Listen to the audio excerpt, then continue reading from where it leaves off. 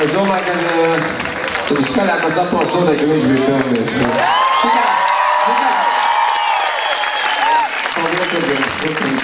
Paldies, ir tā, ka viņam 5 gadi, mēs mums kaut kādu mazu brītiņu, īstenībā vakar.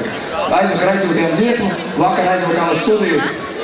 Viņš ierakstīja, un šodien pirmo reizi viņš vispār filmējās klipā. Tāpēc tiešām ļoti kuplas ovācijas viņš aplausīja.